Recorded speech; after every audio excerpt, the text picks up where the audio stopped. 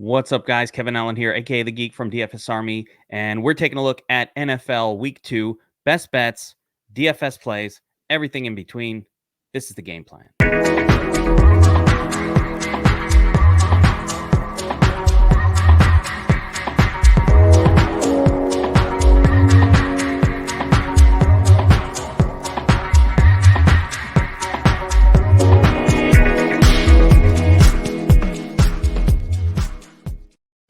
All right, this is the game plan. I'm back with John Statsational Alessia from the Sharp app. And week 1, John, epic. Big time. Yeah, a lot of big news to report. Well, tons of news, but tons of successes. Like, all right, so I know you don't like to self-tout, but John's top prop article over on the Sharp app, the props given out this week, I believe they were 45 and 26, up 14 and a half units. Yeah, it was pretty shocking. I put in a bunch of work. We did a bunch of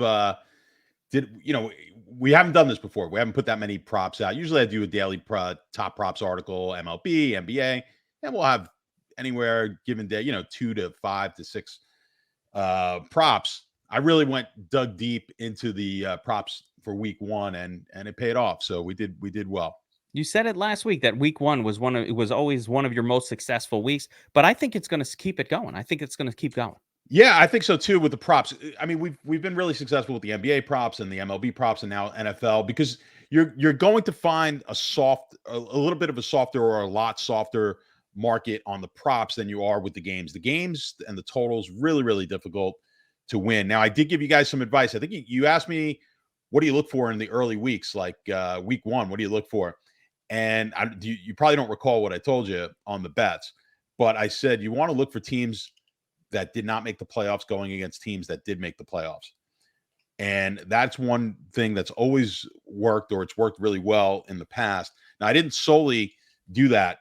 I think the 3 games I had they didn't all fit. I had 3 games. I won all 3. They didn't all fit that criteria, but all 3 were teams that did not make the playoffs last year. But I think off the top of my head, teams that made the playoffs last year going against teams that didn't the teams that did not win the playoff, make the playoffs last year won almost against the spread in almost every one of those games last week. Interesting.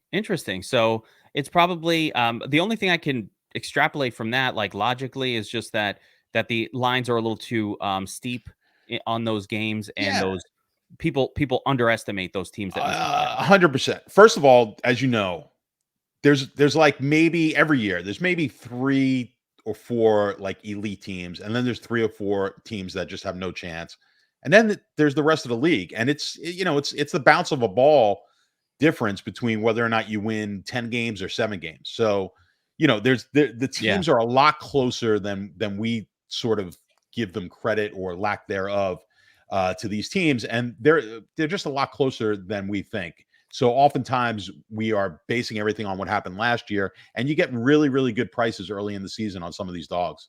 I love it. And last week, what a lot of the underdogs, not just one, there were some ties.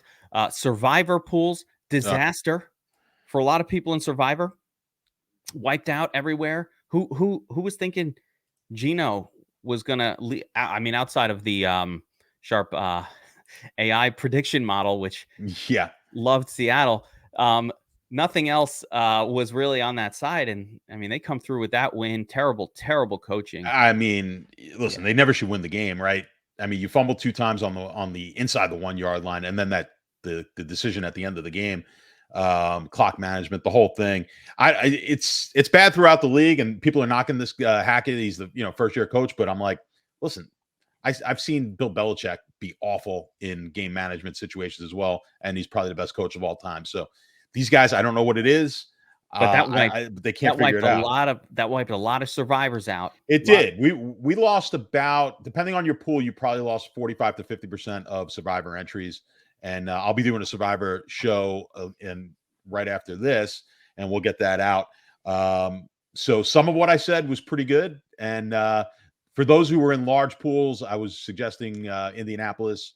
Or not Indianapolis, but Indianapolis as a chalky pick, but in large pools, more of New Orleans, and I believe Tennessee, which wound up being a loser. But those who had New Orleans wound up doing well That went down to the wire as well, because New Orleans is a team we don't expect to use all that much in the future. A lot of scary games, a lot of underdogs performing well last week. Not the Jets though. The play was Baltimore. Come on. All right. In my chalky, I'm in a bunch of, as you know, I'm in a million survivor pools. The one that I'm in, that's not that many people. I have 2 entries. I just went totally chalk, which is what you want to do in a small pool. And I just had I took Baltimore and Indianapolis. I just took the chalk, and it wound up working out because there we go. You advanced. So with all that being said, it wasn't just a great week of betting over at Sharp app, but over at DFS Army, pretty good week as well. This is amazing. And listen, DFS Army's had a few of these, so it's pretty amazing every time, though. It's not the first time, but man, we love it. What a fun sweat it was in DFS Army Discord, rooting on Rapid Fire XD. I mean, he was like, he had no idea he was in the running. He was like, oh, I was sleeping. Wakes up, sees himself in first place in the Millie Maker. That's how it happens. And the hold, those games were getting out of control. They're bringing in the backups. Yes. All right, let's do this. I think a few of those games, just the last few minutes, they were blowouts. And so we were all nervous about a couple spots, but the backups came in and we're like, I think we're good. Who was it? I think it was Marquise Brown. That was the scariest one that could potentially jump in the Millie Maker. And, once they shut him down, I was like, all right, I think he's got it. So $1 million winner in DFS Army. We absolutely destroyed the leaderboards across all of DFS. So we're going to keep it going. He had quarterback stack with no comeback, right? Yeah, no comeback. We talked about this. Yeah, we talked about who was the stack again? It was that one was Mahomes and Kelsey. Okay. But we talked about this, that the comeback is not working, and it hasn't worked for a while. And I think you still do it in your 3 max, like in contests with 500 people in it, 1,000. We're not going to be perfect, but the comeback lineups have not led to perfection enough to win these Millie Makers for the last year or so. I don't know why. I don't know what's going on, but whatever. The trend is your friend, and I'm rolling with the trend. It's easier to produce lineups without having to do that, especially when attacking a Millie Maker. So for me, it's how I'm going to continue this year until some evidence shows me otherwise. But that being said, if you're a DFS Army subscriber and you want to go check out Sharp App Pro and get John's pro picks, the prop plays, all of that, and do a little sports betting, you can do it. We've got it. This is only for DFS Army subscribers. Promo code DFS Army on the Sharp App gets you the first month free. You do it, go to sharp.app, the website, and you could sign up there as well. It's easier to sign up on the web. Sharp.app, you can get your first month of Sharp Pro free. Get in our Discord, get all of John's bets, all of that. It's really awesome. And of course, if you want to get signed up for DFS Army coming off the big win, we've got a little promo going. DFS Army, it's NFL 2022. We extended it for 1 week. It knocks 20% off VIP in celebration of the big Millie Maker win. Now, let's get right into it. We're talking bets. And you know what? Since it is Wednesday, I think, John, we can take a look at some betting angles for the Thursday night game as well. We normally don't look at that one, but we'll take a look here real quick at the game tiles off of sharp.app. And, well, we're not going to talk DFS here. We're just going to talk a little bit of betting. But, it's the Chiefs who looked unstoppable last week, taking on the Chargers. 54.5 point total, highest game total on the entire slate. 4-point home favorites for the Chiefs. Do you have any betting angles here? I love both these teams this year. Yeah, well, we're going to see a lot of these type of games in the AFC West, right? Basically every matchup in the AFC West is going to be fun. Yeah. So we're going to get, those are going to be the marquee, and they're going to be great DFS games as well. But unfortunately, we're going to get this one as a showdown. We're not getting it in the main. But yeah, the line has moved from 2.5 where it opened up all the way up to 4.5 in some spots. So I think a lot of that has to do with just how dominant they looked last week. Kansas City, that is. Chargers won, not quite as dominant as Kansas City. So I think a lot of people were thinking Arizona's going to be a pretty good team, and they just had no problem with Arizona. Pretty good defense as well. And, Mahomes throws for 5 touchdowns. So we've seen that line move up. I still lean towards Kansas City in this game. I like that home favorites, especially on that short week Thursday night game. I don't like betting against Mahomes, so for me, it's just going to be either I like Kansas City or I don't bet the game. I think that's another good tip and something I learned maybe 10 years ago, where there's just a handful of quarterbacks, not even a handful. Right now, it's it's still going to be Brady until he proves otherwise. Mahomes, Allen, Rodgers. I did bet against Rodgers last week, so Rodgers might be. I'm going to see. And Wilson used to be that guy. I'm not going to count on Wilson anymore as well. So it's really Mahomes, Allen, Brady, possibly Rodgers. You want to be very careful about betting against them. Yeah, the only thing I would ask you here from a pro bettor perspective is this -4, this 4-point number, the key number 3, is it worth buying this one down to 2.5? My first thought was money line, to be honest with you, when I looked at this game and just said, you know what, let me get out of that 4-point window of concern. But the money line -205, it's a lot to pay. I don't necessarily want to double my risk here to get this win. So what about buying this one down to maybe 3 or 2.5? I don't like buying. I don't like buying the points in general with the NFL, especially around the prime numbers. Now I know a lot of people like to do it, especially on the key numbers, the 3s and the 7s and the 10s, because they are key numbers for that reason. But they're pricing it. It's usually about a 25 cents. Are you getting 25 cents at your book that it's going to cost you? And it should be more like 20 cents.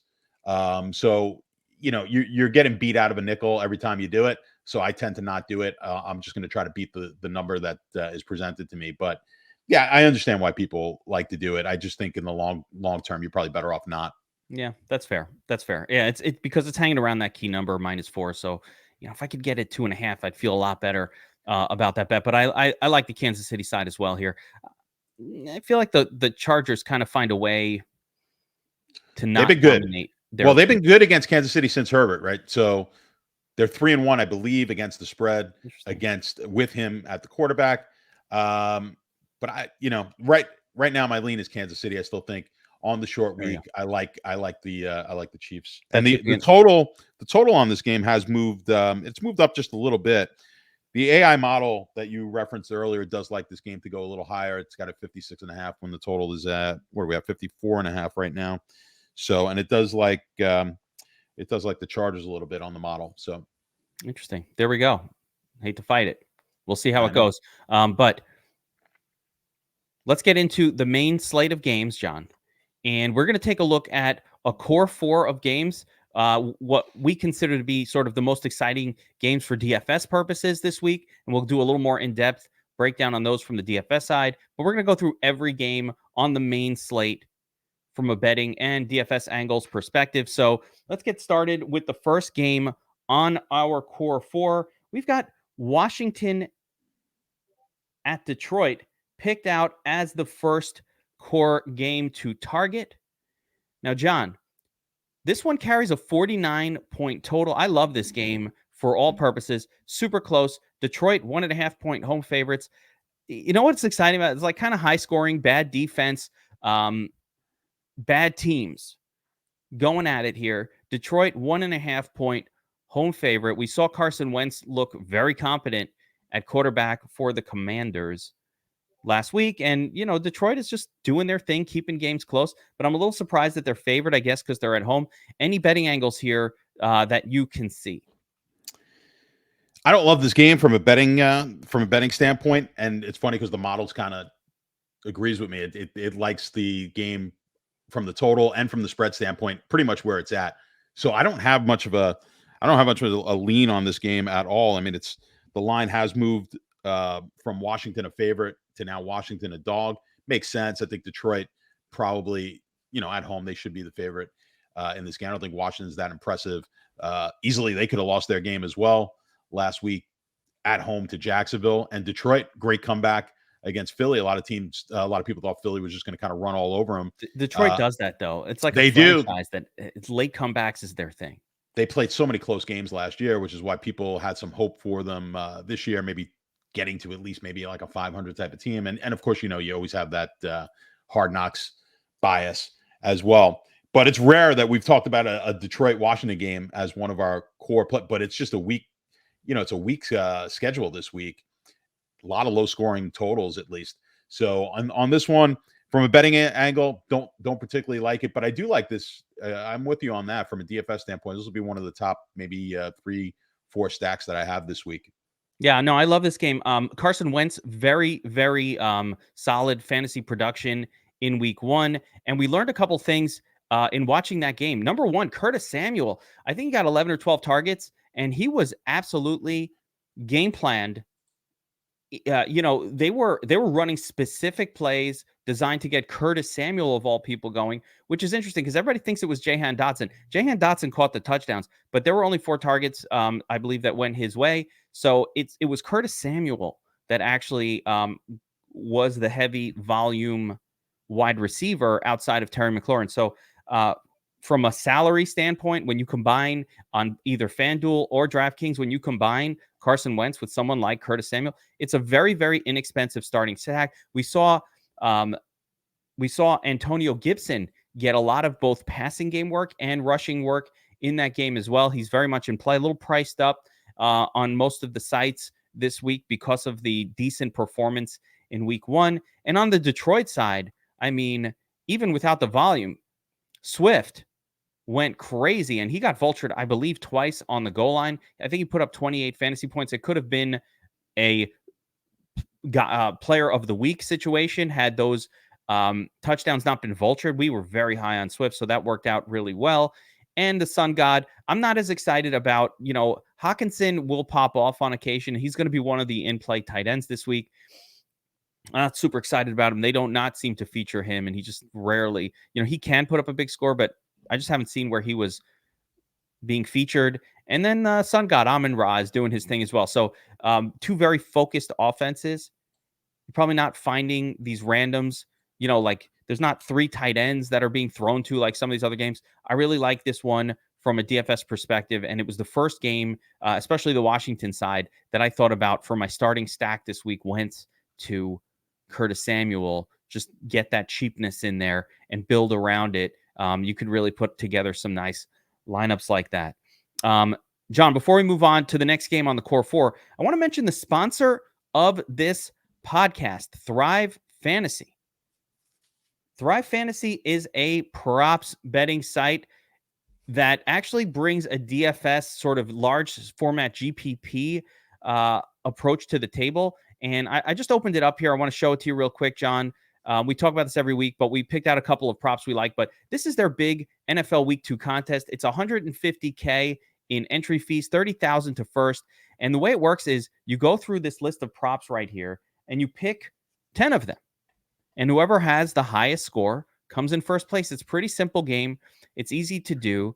And, there's a little bit of strategy here. Essentially, you want to find more of the higher, the numbers are juiced. So one side of each bet has a little bit more points. Like, for example, Kamara, you've got this 68.5 point total. You can bet the over, you'll get 110. You bet the under, you get 90. And unfortunately, me and John like the under. We picked out a couple of props we like this week on Thrive. And, 2 of them are the unders, or the lower number, although I think they're totally reasonable. Devontae Adams over 6.5 passes for me. That's the ultimate. This guy got 17 targets last week. They're just peppering him. We talked about it last week. It's going to be every week. Yeah, they will pepper this guy with targets. It's insanity. But you need one long shot if you're going to try to take down this tournament. John, you like Cooper Kupp over 1.5 yards, 105.5 yards as the long shot for 125 pointer? Yeah, I mean, it wouldn't be a bet, but in this type of a format to get the 125, I do have it projected at just over 108. So, we're in the same ballpark, but I think it's well worth the shot here. You're getting 125 points to hit it. I like that one. Yeah, Cooper Kupp can pop off any game, even in a game where his team is massively favored. And guys, if you haven't signed up for Thrive or you want to check it out, if you use promo code ARMY, they're matching the deposit up to $200. And as a bonus, and this is what we had them add specifically for this show, I said, I need something special. They said, all right, if they use code ARMY and they deposit at least $50, they'll get one of these $25 tickets to enter this big tournament. If it's a $100 deposit, you get 2. So I suggest get over there, use code ARMY, deposit $100. They'll match it to $200. And then they'll give you 2 tickets worth $50 to these big tournaments that they run every week. It's a no-brainer. Might as well, basically. Go check it out. It's good stuff. So moving on to game number 2 of our core 4, John. And this one's the most exciting game, I think, the top game on the slate for us. Arizona at Las Vegas. Let's see if I can get them on screen here with our heads. There we go. Arizona at Las Vegas, 51.5 point total. Vegas, and this, I mean, okay, the Raiders, 6-point favorites, John. Yeah, I already gave this one out. Actually, earlier this morning, I wanted to jump on a line here. So I'm not going to give you the side that I'm on, but for the pro subscribers, I don't want to take give out that information as we have that to the pros inside of the app. But it's on the side. It's on one of the sides in this game. But the total of 51.5, I kind of think we could see this one go over as well. Not a play that I'm necessarily going to be making, but if I had to make a lean on the total, I do like this to go over. And I kind of get the sense that you like that as well. Yeah, no, I like this game to play out and score well. I would not bet the over, though, but I like this game just in general from a DFS standpoint. I don't have a betting angle on it. I'm not, I just have not. It's weird for me. I liked Arizona week 1. I like Arizona here. If I'm going either way, I'm going that way. I don't really see the Raiders as a blow you out kind of a team. So, I mean, I don't understand why the spread is as wide as it is. Or am I missing something? Well, but, I mean, I think that part has to do with what we were talking about the last game with the Kansas City blowing them out. Yeah, but that was Kansas City just looking amazing and unstoppable. This is another one where the line, it opened at 2.5, right? And now here we are at 6. So, yeah, obviously the sharp bettors are pushing or somebody's pushing the line this way. But again, it seems bizarre to me that it's that wide. DFS angles, though, there are some good DFS angles here. I probably like the first game we talked about a little bit better overall, even though this is the highest total of the game of the slate, because realistically on the Raiders side, essentially Davante Adams is absorbing all of the everything. He's absorbing it all, right? They gave him 50% of the targets in week 1. They don't really have a strong enough running game to trust the Raiders. So essentially this is the Davante Adams or pass. You cannot trust Waller and Renfro on the Raiders when Adams is absorbing all the looks. Those guys are all volume-based guys. So, and I never play Derek Carr. I haven't played Derek Carr in DFS in years, and I'm not changing now, especially over 6K. Show me evidence of this guy putting up. I don't care that Davante is on the team. I have no evidence that he could put up over 20 fantasy points in a game, and if he does, it'll be the first time he's done it in forever. So I just don't play him. It's worked out for me the last couple of years, like 4 years. I don't know why I would stop doing that now. But I do like Davante Adams quite a bit on that Raider side of the ball. On the Cardinals, I love Jimmy Connor in this game, John. The usage was great. He didn't really produce a ton of points, but there's passing game work. There's rushing with his goal line work. He does everything you want out of a running back while he's healthy. People have this bias against Jimmy Connor, the Terminator, because he gets hurt. He got hurt years ago. Who cares? He's healthy today. He gets hurt in game, YOLO, so be it, right? The other guy is Marquise Brown, Marquise Brown. Plenty of targets last week, didn't really explode, but again, that was a rough games environment. They were just getting dominated. So give me a little Kyler to Marquise Brown, Zach Ertz in the mix, or get exposure to this game through the Terminator, James Conner. What do you say, John? Yeah, I mean, you basically hit the guys I was thinking about. Connor, it wasn't impressive as far as statistics, but if you watch the game, they were definitely going to, they were using him. They get down early, so they didn't really run the ball a lot. He got a lot of targets, though. I think he had 5 catches with 6 targets. So yeah, he was getting targeted, and they really weren't using anyone else. So I think that's really the key. Eno got in there a little bit. In fairness, he got in there, but it was clearly a backup. Connor was the starter. It's Connor, right? So there's not that many of those situations where we're at least getting 75% out of a running back. I mean, you're looking at either 50-50s and 60-40. So I think you're looking at a guy who's going to get more than 75% of the snaps. So I like that with Connor. And then Adams, we spoke about it before. I mean, he's killing everyone else. That's the problem. But it's great for DFS because we hate it when we've got the Drew Brees teams where he's got 5 receivers and you can't pick one. This is going to be Adams, and it's just going to be Adams constantly. We talked about how the relationship that they have off the field, killing Waller, it's killing the Renfro. I love it. I love it. I want my wide receivers to get a 50% target share every week. That makes me happy. Now I know where the ball is going. Look at the price on Waller. I mean, we haven't seen him down. He was 5,400 last week, 5,600 now this week because it's a little bit better game. But I mean, you weren't getting those prices on Waller last year, and there's a reason for it, right? So he's really not getting. What did he get? He had 6 targets last week. Waller. I mean, when you look at him last year, he had a few games that he hit double digit. But for the most part, he was like 5 to 8. It wasn't good. It wasn't good for Waller last year either. Yeah, he was 5 to 8 targets, and I think he'll be in that same 5 to 8 again. I will get involved with Darren Waller when he's priced in the Higbee and Ertz zone. He's still considered this elite player that I haven't seen it in a couple of years and was only volume based. The volume's not going to be there. The same thing with Hunter Renfrow. All the suckers drafted Hunter Renfrow in fantasy football, and I was laughing at them. And I made a video calling them donkeys. They still did it. I was like, you're donkeys. All the targets, this guy only got there because he was getting 11 targets per game. He will not get that this year. Healthy Waller, but more importantly, Devontae Adams is there. He's not getting 11 targets to this little guy. No, it's not happening. That was the easiest avoid probably in my fantasy career. And I, took the time to call everybody donkeys who were drafting him. And I'm quite proud of that, John. I'm not embarrassed about what I did. And you should be. You should not No. be. But if you're not going to do game stacking, or necessarily if you're not going to heavily game stack, you could still game stack this one with Connor as a comeback. If you were going to go the car route, or you could even go Murray, Connor, Adams. I mean, you could conceivably do that as well. I had a thought about Murray with Connor. I will not go I'm not going against what I've done, which is not play Carr. Yeah, that's fine. I don't switching that. Yeah, I'm not gonna argue with you on it. Obviously, we know what Murray could do with his legs, and that's really what you're buying. Yeah, you're paying you're paying $7,500 for Murray, and then of course you're going to pay a ton here for Adams. But by the way, Connor, no one's going to play Murray with Connor, so that makes for that could be one of those really interesting, weird, silly for the millie things that just works because Connor does catch a lot of passes. He could easily catch a touchdown or 2 rather than run for them and kind of make that combo work.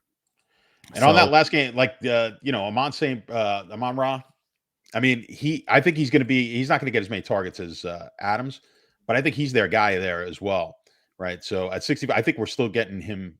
I think we're going to be getting him at a lower price here than we will in 3-4 weeks. Amon-Ra needs to score some touchdowns. He is in a zone with a lot of volume wide receivers, so he needs to score some touchdowns to move up in that salary bracket, especially on DraftKings. All right, let's move on to game number 2 of the core 4, John. Miami at Baltimore, and this might surprise some people. Hey, a low total game in the core, but I really like this game. I think it's one of those ones that has a chance of popping for DFS purposes.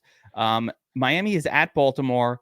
They're going in as 3.5-point underdogs, 44.5-point game total. So this is on the bad side of 45. Under 45, John. But here's the thing. I think that, and this is just where I'm coming from with it, I think Tua is a little bit better than what he's being given credit for.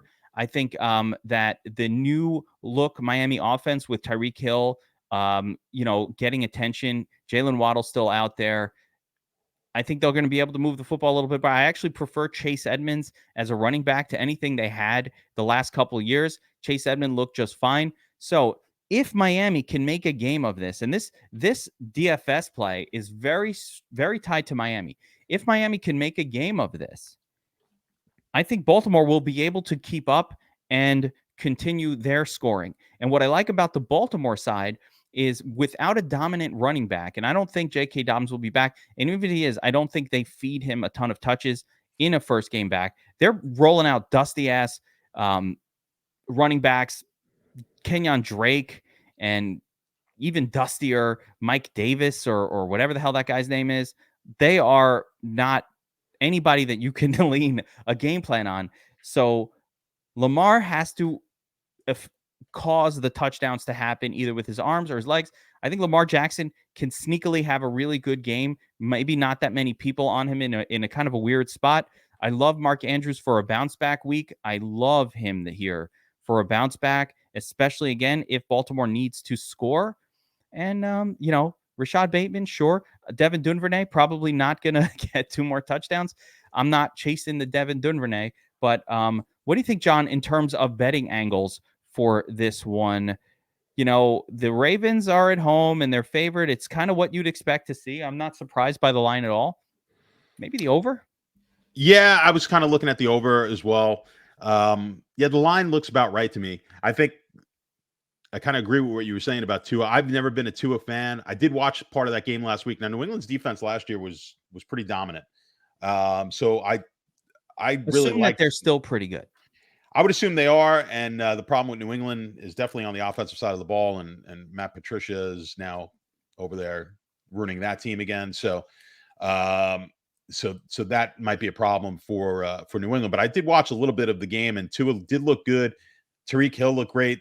So the Miami team might be better than I had thought. I think the Baltimore team is not as good as probably the average fan thinks, in my opinion. That's not to say they won't win the division. Defensively, for sure. Yeah. Defensively, Baltimore brings more reputation than actual statistical dominance as far as being an elite defense. Yeah, so I think this is a sneaky one that I agree with you. We can play here.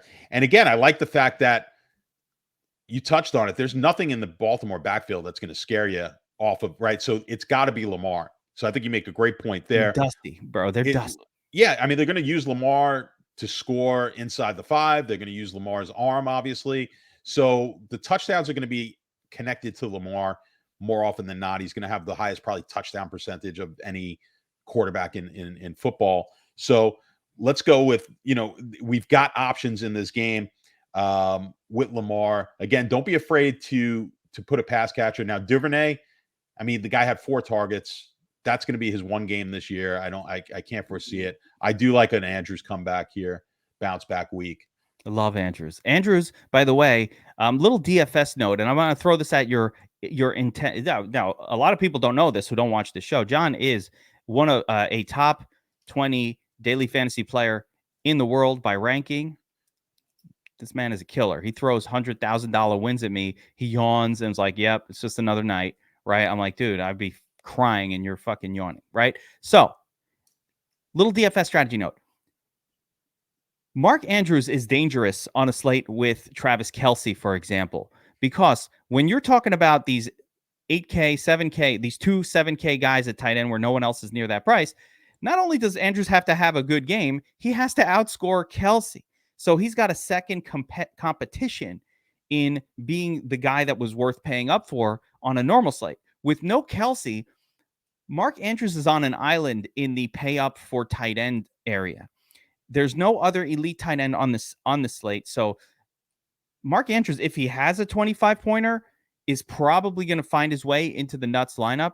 Like on a Kelce week, Mark Andrews can have a 25-pointer, but Kelce puts up 28. So sorry, you're out of luck, right? So do you ever consider that in your DFS play? Just the fact that there's no other high-priced tight end, so he's not competing with another elite tight end. He's competing with some cheaper tight ends, but that's competition that I don't mind.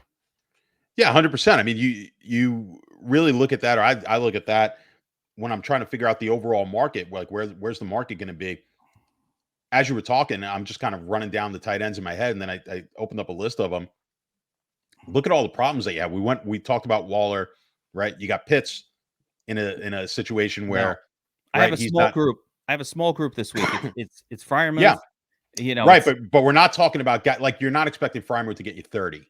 No, the group are guys who get you 12. Like Andrews could get right. So Andrews could get you 30. Obviously, Kelce could get you 30. But that list has gotten a lot smaller. Like we thought Waller was that guy in the last couple of years. Pitts has maybe the talent to do it. He's not going to get the opportunity, I don't believe. And now Cordarrelle Patterson is back to being Patterson of last year, right? We'll see. We'll see. Yeah, let's not buy it. Dalton Schultz now doesn't have a quarterback.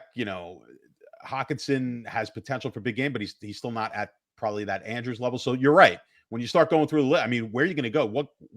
Now, of course, you're going to get the one off every week. Some tight end's going to catch a couple of touchdowns. He's going to break one big one. But week in, week out, there's not as many guys. And when you don't have Kelsey on this slate, I agree with you. You're going to have a lot of Andrews this week. It's an exciting DFS play for me for that reason, because most weeks I'm competing with Kelsey, right? It's like, hey, which one's going to be better if I pay up, if I screw up? So that's an extra 25% variant. Like, it's a 50-50 shot he has a good score, and then another 50 that he beats the other guy. It takes me down. It just reduces your probabilities when there are more players at that level on the slate. All right, let's move on. Next game in the core four, the last game in the core four, Colts at Jaguars, 47-point total. I'm sorry, they are at the Jaguars. 47-point total. The Colts go in as 4-point road favorites. John, are we seeing some reactions from week one? Obviously, the Colts had an interesting game with Houston. Jacksonville comes back. They play well. And now we're seeing what I think is a line that, this must have a lot of movement, because if this game was lined before week one, I would think it'd be maybe Colts -7. No, it wasn't that high, right? On the road. So it's only dropped like from 4.5, 5 down. So it only moved 1 point from there. All right, that's interesting. Yeah, it's. I think Jacksonville's going to wind up being a little bit better. I said this last week about Indianapolis. I don't know if I said it on this show. I was on Sirius Saturday night, and I said, don't be shocked if Houston wins that game outright. And Mills was one of my favorite plays in props last week, taking the over in passing yardage, taking his over on touchdowns. Those were all winners. And I thought Mills was probably underrated. Houston was starting to get a little talk late, right? And the one guy they were talking about was Pierce. And of course he wasn't and he didn't do anything for the fantasy guys. But anyway, I was talking about Indianapolis. I thought maybe being a little bit overrated, Houston being a little underrated. I think Jacksonville is a little bit underrated, even though they came in. They lost that game to Washington last week. I think the line is probably where it should be. Now, the model does think along the same lines as you did. The model thinks Indianapolis should be like a 7-point favorite in this game. So I don't totally disagree with that. I can understand where you're coming from. And they could certainly just come in there and blow them out after a really disappointing game. But I just don't think I think the Colts are going to be a little bit better than an average team. They're not going to be a team that we're going to worry about come January. Yeah, I could see that. So taking a look at this game from some betting and from some DFS angles, I really, really like. I mean, Jonathan Taylor did everything that you want out of your highest paid running back on the slate last week, and I don't see that changing. 31 carries, 7 targets. Like, he did everything you want. No real competition for touches at all. Jonathan Taylor's the best raw play at running back this week, and probably just about every week of the season. That shouldn't change that much unless the matchups get crazy difficult. He'll be the best raw play. There is risk in playing a guy who's 10K on both FanDuel and DraftKings, because on DraftKings I need a 4x to help me to a tournament win, meaning I'm basically, if I'm rostering Jonathan Taylor on DraftKings, I need him to score 40 fantasy points to help me keep up with a 200-point lineup. That means I need to pass 40 to help give me a shot at the 250 score that I need to take down the Millie Maker. That's asking a lot. And I would say, I expect Taylor more in the 28 fantasy points range than I do in the 38 to 45 point range. So be careful. He is somebody that you don't absolutely need to use in tournaments because of that multiplier. Same deal on FanDuel. He really needs to hit probably 30 plus fantasy points there. He could get there on FanDuel, maybe a little bit easier, I would say, than on DraftKings, where he needs that 40 plus. So keep that in mind with Taylor, but I love him. Michael Pittman, what a week last week. He was the chalk at 5,500. We talked about him being the most underpriced stud, essentially, on the slate last week. And we're seeing that with price adjustments, salary adjustments to him on both sides. He's now in the high 60s. He's in that zone of studliness, right next to Tyreek Hill on DraftKings, for example. Rightfully so. He got all the looks as well in the passing game. And if the games stay close, it's going to be Taylor and Pittman. That's it.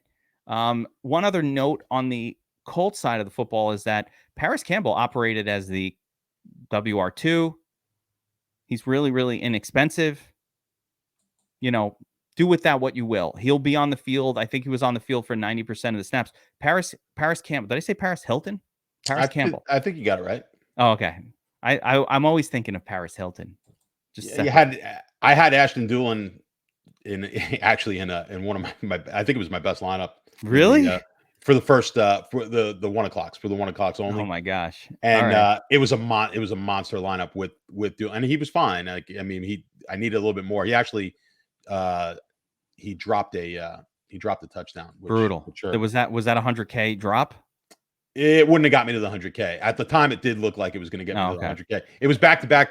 I had a drop and a tackle, and Ertz, I believe it was Ertz. Was Ertz 1 o'clock? No, whoever it was at 1 o'clock, my tight end got tackled at the 1. Ooh. And then right back to back, and then probably Goddard. That was Goddard. That's who it was. Yeah, it was Goddard. So it was Goddard, and then Doolin dropped one like within 3 minutes, and I was close to the top. I'm like, oh boy, that pretty much sealed my fate. War stories. All right. So, but continuing with this game, taking a look at the Jaguars, things got weird for the Jaguars at running back between Etienne and James Robinson. Etienne drops a touchdown pass, easy touchdown. I think there was a fumble as well for him. So he just kind of was off. They end up running James Robinson a ton last week. He doesn't care that he had an Achilles injury. I don't even know how to judge these injuries anymore. One guy gets an Achilles, he's ruined for his career. Another one comes back and he's fine 6 months later. I don't even know. Up is down, left is right. It's bizarre. But at this point, we have to be nervous about Travis Etienne, and we have to assume that James Robinson, at worst, is in a 50-50 split, which ruins their running game completely for me. Just stay the fuck away. And for the Jaguars, they threw a ton. Their pass catchers looked pretty good. Kirk, sure. Why not? He did fine. I believe Zay Jones is on this team as well. And nine targets. He got a ton of targets, 9 targets. Christian Kirk got 12. So Zay Jones is super cheap for DFS purposes, and he interests me here because of the cheapness. I'd say I like Zay Jones more than Paris Campbell in this game as the cheap wide receiver options. But Christian Kirk coming off 12. Coming off of 12 targets last week. Also fantastic usage. So look for Trevor Lawrence and the Jaguars to throw a lot again and get plenty of targets. They're not catching a lot of them. It's 50%. I like Ingram here to eventually. I know Ingram has just been a guy that's left a bad taste in people's mouths with the Giants. I think eventually he works into a big role with this team. Yeah, Evan Ingram could get there. Yeah, they like the tight end position. So that's another one. He was 4 for 4. He did fine in week 1, and he's super, super cheap as well on both sides. But definitely, if I'm paying down in the 3K range, I think I'm going for Mark Andrews. But if I'm paying down in that 3K range, Evan Ingram is the only guy that I saw that really kind of makes any sort of sense there. So I like that. And again, a reminder as we're moving on that if you are a DFS Army subscriber and you want to get John's top props articles, you want to get his bets each week, you want to see all the AI breakdowns for all these games, you can go and get signed up at Sharp.app. Use a promo code DFS Army. It's very simple, and it gets you your first month of Pro free. You can cancel it if you don't like it, but take the free. Take the free. You get all John's stuff. It's really good. All right. Next game on the docket, John. Patriots at the Steelers in a stinker. Patriots are 1.5 point road favorites here, 40.5 point total. This game absolutely stinks for DFS purposes. I am not going to lie. I don't think I can find one angle of interest on either team here. Not interested in DFS. 40.5 point total, very low. Even if the backup running back was in for the Steelers, I wouldn't be super interested in it because the Patriots really are good at stopping the run. I got nothing. But Steelers at home, 1.5 point underdogs. Maybe that's got an eyebrow raiser for you. Yeah, people might get excited over that game. I don't know how much of that game you watched against Cincinnati, but I mean, it was really just the turnovers that killed Cincinnati. Cincinnati probably should have just won that game easily. And then, of course, they missed the extra point, and then they missed the kick. That's And the then, week one stuff. We saw the same with Denver. yeah. Yeah, so Cincinnati was probably better than they should have had a better result than they showed. Yeah, Denver obviously should have won their game. Trubisky looked terrible, so that's troublesome. Deontay Johnson looked good, but I can't trust the quarterback here. That's the big problem. Now you got Najee Harris is banged up. It's a mess. It's a mess on both sides. And in New England, offensively, I think we're just going to have to avoid this team at all. I can't see anything offensively that can get you excited about this New England team. It's going to be bad. So offensively, they're going to be good, and they're going to be good defensively, which is also is going to make you not want to play this game. Now, from a betting standpoint, yeah, the touch split between the running backs, 50, and that's always. Listen, you didn't want to take New England running backs when they were just when it was Tom Brady and they were just rolling people. I sure as hell don't want any New England running backs now. So unless they play the Jets, and they're rolling. They'll both get 2 touchdowns. So, but from a betting angle, we did see some sharp money come in on the under on this game, even with the low total. So the sharps started hitting this at 41.5. It's down to 40.5. And this could be one of those that we don't want to watch. 40 seems too high. It's amazing. Yeah, horrible. It's amazing. Listen, the whole week. I mean, we're going to go through all these games. We got a lot of low totals. Yeah. Well, let's move on to another low total game here. We've got the Bucs at the Saints. Bucs are 3-point road favorites, and the total here is 44. And I do maybe think I see a betting angle here, but 3 points, road favored Bucs, John. 44.5 point total. Yeah, 2.5. I mean, kind of they're tempting you here to take Tampa against New Orleans. New Orleans did not look good last week. Like, there's nothing that looked that great about their offense. They did not look good, and people ran out. Did you run out and get Taysom Hill? I don't. No. I don't get that at all. People did it. I just looked at my league this morning. Like, guys paid a ridiculous amount for Taysom. I'm like, why? He's not going to be part of this. He's going to do what Taysom Hill does. He'll get a couple carries. That's it. He might get a couple targets, but like, yeah, no, that wasn't the guy. You got to hope he gets you a touchdown down the goal line, but he has no potential. There's no ceiling there. So for DFS purposes, unless they bring him in as the quarterback. Yeah, well then that would be a different. But you're not obviously here with Winston. Winston's the guy.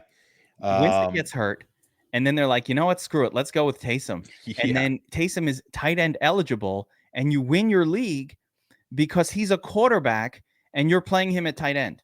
That would be the only way. But it is a league winner if it happens. That would be the only way. But we are seeing, believe it or not, some sharp money coming on the Saints side of this game. So. Because it does look like they're trying to suck you in with the 2.5. It looks too easy. It does. It looks too easy. It looks like, why is this the spread? Yeah, I like the Saints side of the game myself. It's not going to be one I play, and we talked about it earlier. I just don't like going against Brady. But if this was not Brady, my numbers are basically saying take the Saints as well. So yeah, I'm not doing that. I'm going with the Bucs here. I'm going to wait till it's 2.5. It looks like it's about to turn over. You could get 2.5. I'm looking inside the app right now. I believe BetMGM got 2.5. Yeah. So it's already moved. There it is. Yeah, it looks like it's about to turn over. So so this being 2.5 at this point, that's probably where I would hit the Bucs. Now, I do want to mention a couple things I noted from watching the Bucs before we move on to the next game, because there's no DFS. Well, no, I'm not going to say that. There are some DFS angles here. That's not true. Actually, this game has a few DFS angles that are interesting. Number one, Julio Jones is very underpriced right now. The word on the street, or the narrative about this game, is that Marshawn Lattimore owns Mike Evans for his career. I don't agree with that. What I think has gone on is it's always been Evans and Godwin. And if Marshawn Lattimore, if they put him on Evans, what the team has done is say, hey, let's go to the other guy because the better corner is on this guy. So let's just feature maybe Godwin in this game, right? That could push some targets over to Julio Jones anyway. But I think Mike Evans will be fine. They don't have anyone else to throw to. Without Gronk on the team and with no Godwin, there's really not the Bucs lack something. You could tell their offense will not be what it was last season. And honestly, not having Gronk is a big harm for them. But when you combine that with no Godwin, it's serious problems for this offense. I do not have interest in Tom Brady at the helm in a game like this. Again, because of the lack of weapons, I think they're going to have to feature Leonard Fournette a lot more than they maybe want to, but they can do it. They play great defense. They'll just feature Fournette. They'll throw it to Julio. They'll get your shots to Mike Evans. Mike Evans should see plenty of targets. He's a little expensive, like I said, but Julio's interesting for me. I don't know that I'm going to get to rostering a ton of Leonard Fournette, John, but because it's the Saints and they're good against running backs. But I do think Leonard Fournette will see a heavy workload, not just this week, but just every week. He's going to be a guy that you're going to want a lot of exposure to this season. I'm just not sure this is the spot for it. I like Julio though. Julio's my favorite on the Bucs side, and of course on the Saints. I'm not down with Kamara. I didn't like what I saw out of him, and you don't really want to play running backs against the Bucs. But Michael Thomas looked pretty decent, and I have no problem rolling him out again in this one. All right, next up, John. The Jets, my beloved franchise from New York, head out to Cleveland, take on the Browns, Jacoby Brissett, and the dueling running backs of Chubb and Hunt. Cleveland 6-point home favorites. Disgusting 40.5-point total. I'm just going to, for DFS, just don't do anything from this game. But from a betting standpoint, is -6 enough for Cleveland? Or how bad are the Jets? Well, they're not good. That's for sure. So, but the problem is, how bad is Cleveland? Cleveland's not that good either. Yeah. But they can run the football. They can run the ball. And they got Myles Garrett, and he's going to have a field day with Flacco sitting back there like basically a statue. So, how many sacks? Give me an over/under for Myles Garrett sacks. He gets 2. He's got to get 2 was the number in my head. I assume his total is probably 1.5, which, of course, we could bring up quite easily on the. I'll bring it up while you. Yeah, bring it up on the app. We can see what his sack total is or prop is. But anyway, on the game itself, the AI model likes this Cleveland -4, so we're at 6. I don't love this game either way. I think if I had to take a lean here, I would take. You could get 5.5 at some spots. I would probably just lay the 5.5 with Cleveland. I have no confidence in the Jets. The total, I don't have confidence in that either. I don't know if they can get the over in this game. So I'm not going to touch this game probably on either side. Be careful. I know a lot of people like to tease down when the game is at 6. So they'll look at this like, well, Cleveland's not going to lose at home to the Jets and tease it down. I understand the logic there, but you're better off when games are at like 7.5 to tease those down, because then you cross 3. You cross the 7 and the 3. You cross those both good numbers. When it gets to like 6, people seem to be more happy about teasing that, but basically 1 and 2 point spreads are very rarely come into play. So you really want to tease those games from 7.5 to 8.5 down. So just make a note of that. Interesting. Yeah. Interesting point. And I could not find that prop on Garrett. I don't know if it's out yet, but might not be out yet. Yeah, it's a little early. Yeah.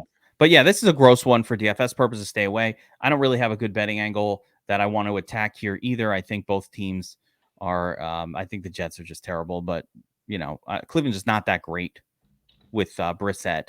So I'm not going there. Next up, we've got Carolina at the Giants. Giants favored.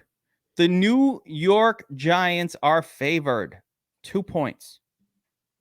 43-point total. And John, I actually think this game has a little bit of sneaky upside too. Both really sloppy teams that, I'm not stacking it up, but I mean, both teams have elite running backs. Saquon Barkley looks like the next Christian McCaffrey out there right now. Christian McCaffrey kind of didn't have a great game week 1. The volume wasn't there. Should have been there, but it wasn't. Cause for concern? Yes. Yes. There is some cause for concern there. What's up with 10 carries for Christian McCaffrey in a close game? Coaching staff not getting it? I don't know.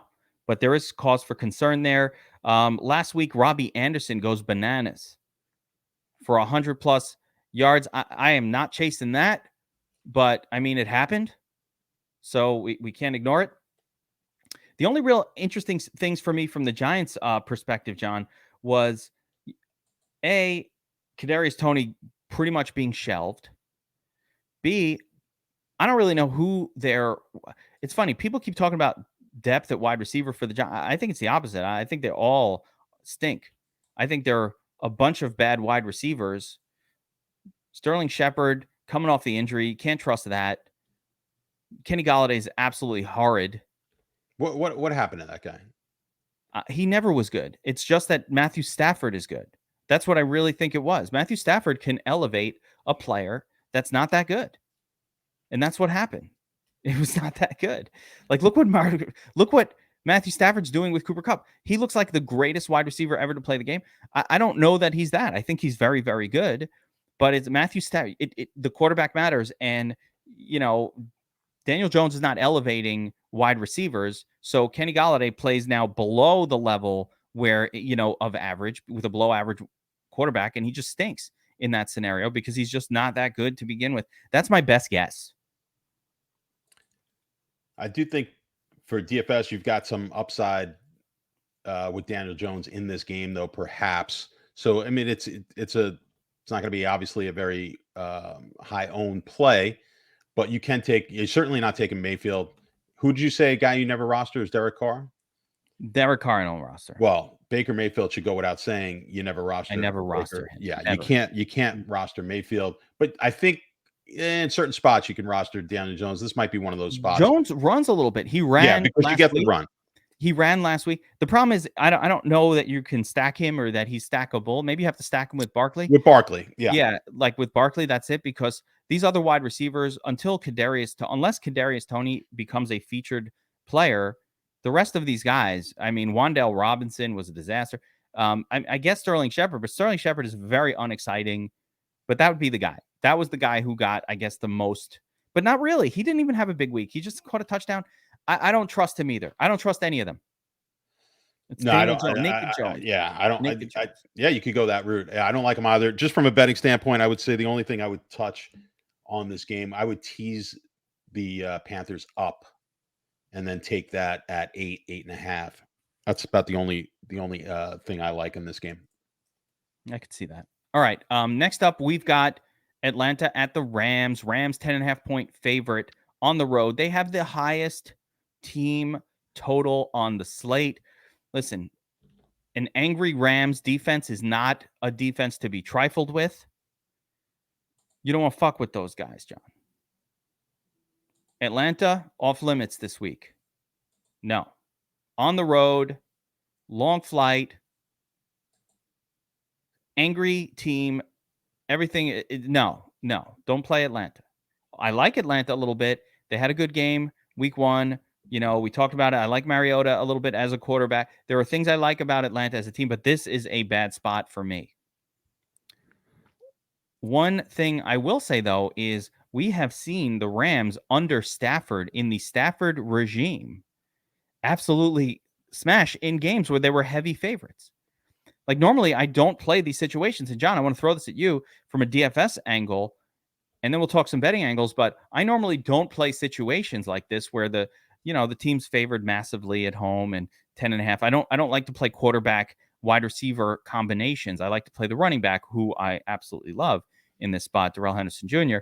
But as far as like Stafford to Kupp / Allen Robinson, are you doing stacks there? I mean, what are you doing? What are you doing this year for these blowout games?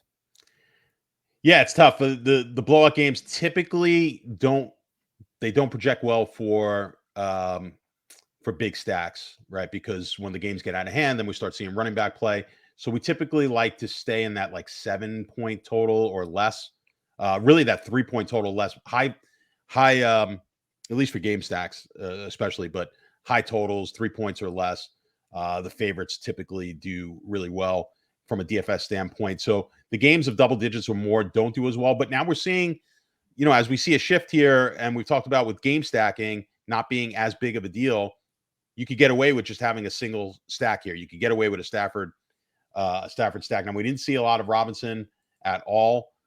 I don't know what's going to be of that. I think they do eventually try to get Robinson in. Remember, that's the first time they've been on the field together. in any meaningful. Yeah, I They think weren't it's even going to in take a few weeks, and then Robinson will break out and have some good games. They can't only throw to Cooper Kupp a whole season. They're going to need to get Robinson going. And we saw what they did with Odell Beckham, where later in the season there was plenty of space for Odell, and that was a tough game environment. The Bills, they were all up in Matthew Stafford's business. Matthew Stafford does not do well against a team that can pressure the quarterback. Keep that in mind for the rest of the season going forward. You get these good defensive teams. That's the kryptonite of this Rams offense, because Matthew Stafford's just not going to do well with pressure in his face week over week. But yeah, I think Allen Robinson gets it going later in the year. But the aforementioned running game, Darrell Henderson Jr., I mean, this is the spot. 80% of the work last week. Do you think it was a doghouse situation? You think it was something else going on, or this is the new normal? Are we going to see Darrell Henderson 80% carry share? Yeah, I don't. I was going to ask you the same question. I don't know. I mean, it seemed like this was more of a punishment. I don't know about that. I don't know. I think those are hopium narratives. Hold on. What did I say? That's who's smoking that hopium? Cam Akers drafters. They're like, nah, it was a 1 week thing. He was being punished. Hopium. Oh, so good. They're smoking the hopium, John. Yeah. No, they very well might be. That's why I'm, from a DFS standpoint, you got to be a little worried on this game because you don't know which way to go here. I mean, obviously you're going to have to lean more towards the Henderson. I hate these situations. I mean, we really don't know. I'm all in on Henderson this week. You're going to go that? Okay. I'm going heavy. I'm going heavy on I'm going heavy Hendo. I don't know that Henderson is like a put up 30 fantasy points running back, so you don't have to like load up that crazy.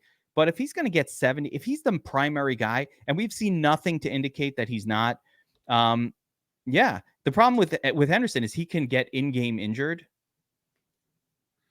Yeah, of course. I mean, when I ran, I just run like a little preliminary one before we do the show just to see without tinkering. And yeah, Henderson was like my second highest owned player. So he has to be there. You need the savings. He got all the volume. It's the perfect situation for a running back. And I think even worst case scenario, he gets 70%. Like even if they work Akers in a little bit more, I think Henderson is the prime guy. They throw to him. There's just no reason not to play Henderson and have a lot of him this week.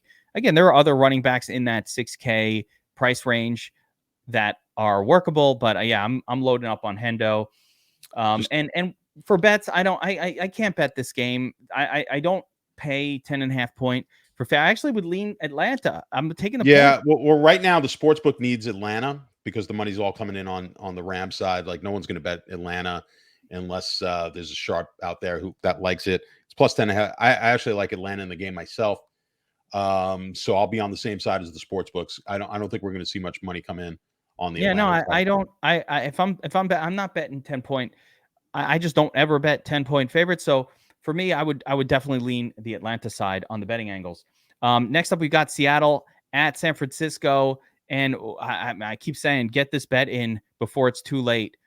Seattle plus 9.5 at San Francisco.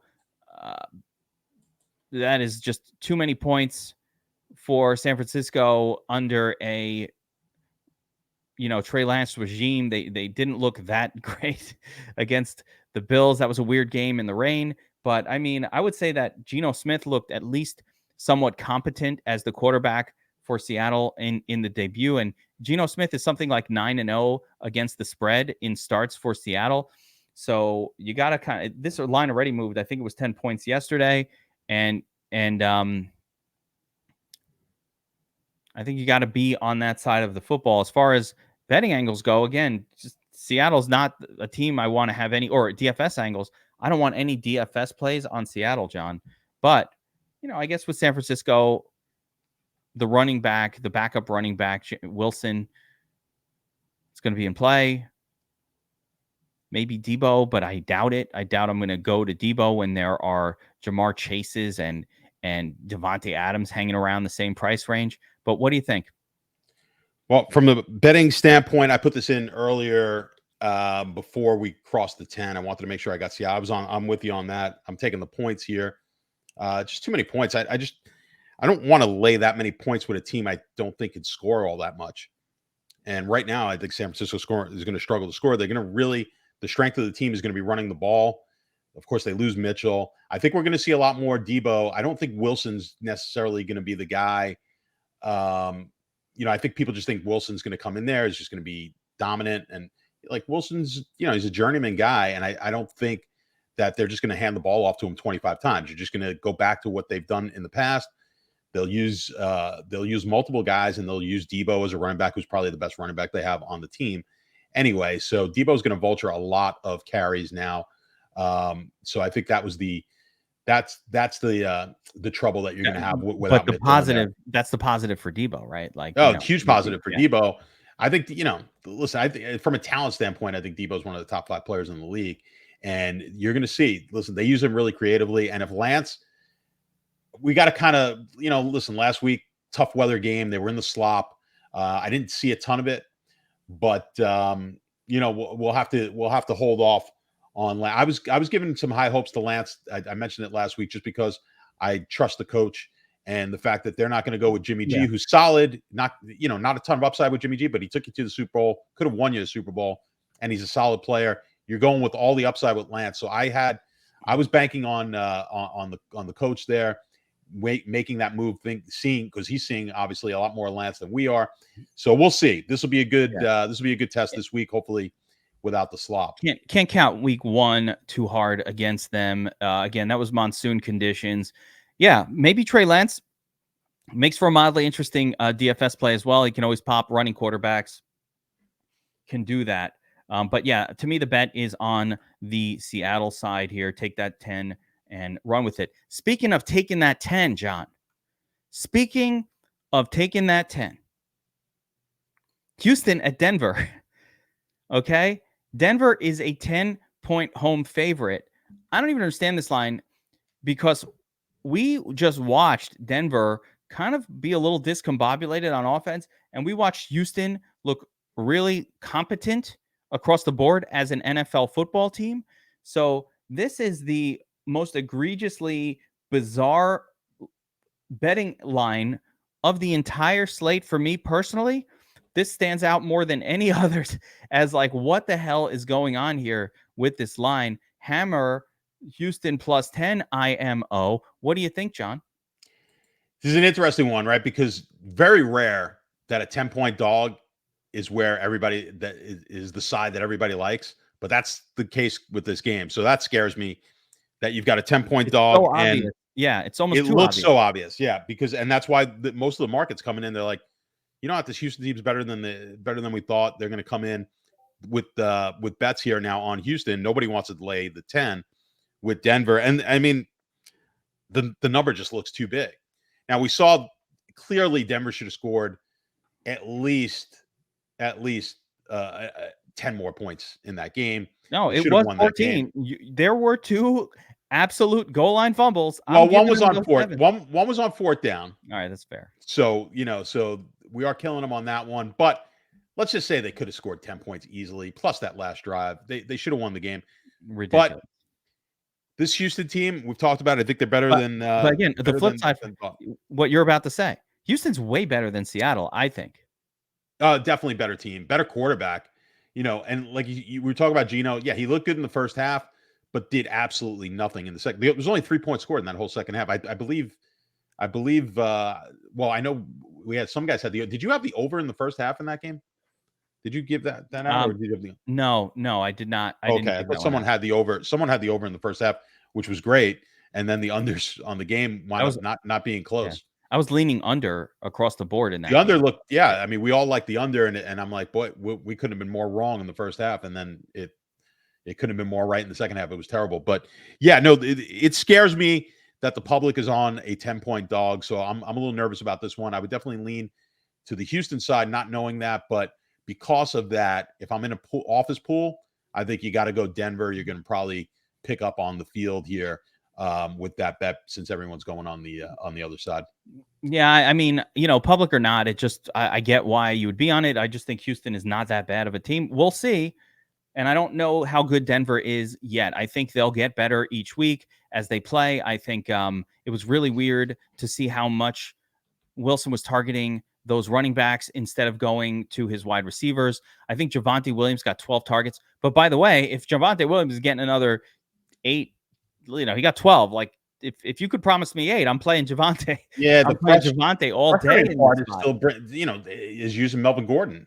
Melvin Gordon's dusty. Talk about dusty. Melvin Gordon out there 60-40. looking dusty. When Williams was great. Like, I just don't understand I just don't understand when they go into these games. Personally, if I'm a head coach in the NFL, I'm taking the young running back and I am beating the absolute crap out of him for 4 years, and then I'm getting a new young running back. Yeah. And I'm just doing it over and over again. When I got the guy who's better, like, why do it? Like, listen, I'm not here to save your career. I'm here to run you like Christian McCaffrey until you can't run anymore. I mean, that's how I'd play it when I've got that guy. I don't get it. I think they're doing the wrong thing with Melvin. When the Javonte is clearly the better guy. So but that will take over time. They're going to see it. So I don't mind Javonte as a little DFS action in that one as well. And there are other DFS angles in that game. Listen, if Russ starts cooking, if this game is closer than we think, we could get a big Russell Wilson game. I like Jerry Jeudy, I think, a little bit more. I just love Jerry Jeudy. By the way, I don't experience this a lot with with players in general. Jerry Jeudy's one of those guys. I just like him. I like him. Every time I see him, I'm like, I like that dude. He seems awesome. Yeah. Listen, Sutton's going to get Sutton and Jeudy are going to basically split the targets. Sutton's going to have the more potential for the bigger yardage. But one thing we know about Russ is if the game does become a shootout, he's won a ton of money for people in stacks. So, and dropping bombs to those two guys. Like I said, Sutton's way more expensive, but I think it's incorrect. I think they're both the same guy. I think that we saw that after week 1. And like I said, I just like Jerry Jeudy. He's awesome. Like, every time I see him interviewed, I'm like, I love that dude. So I really like him. I don't have that feeling about Courtland Sutton. I don't know. I don't even think I've ever seen him interviewed. Like, I couldn't tell you what he looks like, probably, but Jerry Jeudy, for some reason, he's got a higher yardage potential, but yeah, the $500 differential probably not worth it. And but they're going to be targeted just about the same every game. So yeah, exactly. That's what I'm saying. You got to go with the cheaper guy. If I'm stacking Russ, even though it seems like Russ +2 makes sense, I'm not doing that. I'm going Russ with 1. I like Alex. I like Albert O. A bit, and they wound up using the kid. They used Beck a ton in this game, but I still think I don't know how often that's gonna happen. But DFS up north was all over Beck in the showdown break. The showdowns, yeah, it worked out great. Yeah, I was like, oh my gosh. I think there's a lot of potential from Albert O. I like what I saw, and I think Russ will use the tight end. So there we go. You do have potential there for that kind of a stack. Go with the tight end with Russ. I like it. All right, couple games left here on this slate, or one game left. A gross one. Bengals at Dallas. 41.5 point total. Dallas are home 7.5 point underdogs. Now, John, is there a betting angle here to exploit Dallas getting 7.5? Cooper Rush was less than terrible. He was not completely terrible in some prior starts. Like, he wasn't complete trash. Here, so the public got to watch that game. They got to watch the fact that even with Dak, Dallas was not moving the ball. Now, Tampa's a pretty good defense. You've got Dallas really putting pieces together. They went from having an abundance of wide receivers to no wide receivers. So it really was not clicking for them, even with Dak. So you take that, then the fact that there is no Dak, and now you've got a line like this, and the public is hammering Cincinnati. So they're giving Cincinnati a pass on their loss last week, which, again, I said, they probably should have won that game. And then everyone's coming out. I think it's a bit of an overreaction on Dallas. Right now, the information that we're getting from the sportsbook is they need Dallas right now. I don't think that's going to change. And the public is betting we might get heavily Dallas, on Cincinnati. We might get Dallas plus 8.5 on Sunday, maybe even plus 9. Well, you were getting 8.5 yesterday, and now it's starting to come down, right? So I think we've peaked here. So if you like the Dallas side of this game, get it before it crosses. Oh, you think it's going the other way? Yeah, you got a better shot at 7 than you do 8.5 at this point. So I would, if you do like the Dallas side of this game, if you want to be on the same side as the sports books, you're going to bet Dallas, and you'll go against the public and take them at more than a touchdown. Man, I'm not doing that. I don't want to do any of this. I don't want anything to do with this game. This is the teaser. This is the teaser that you tease down. So this is the one. This is what I was talking about when you're in that 7.5, 8. You could I don't mind teasing this down with that Carolina play. So teasing down the Cincinnati side. Yeah, I'm going to take Cincinnati and Carolina on a tease. I think I'm going to wind up putting that one in. I have not done that yet, but there it is. Yeah, that makes some sense, because the last thing I want to be doing is watching this game and rooting for Dallas. There's no real DFS angles here other than Joe Mixon's in a really, really great spot. By the way, this was overlooked last week's card, but Joe Mixon got elite usage. And yeah. I wish I had the numbers in front of me, but he got passing game work. He had a ton of carries. He didn't put up the monster score. Tough defense, tough spot, but he was in there for passing work. Somehow JP Ryan got in the game as well. So he had 9 targets in the passing game last week. There you are. Yeah. 27 rushes. Now, he just didn't get in the end zone. He was Jonathan Taylor. He had the same usage as Taylor did. People didn't notice because he didn't score the touchdown. So I think Joe Mixon set to pop. Perfect scenario. A wounded opponent.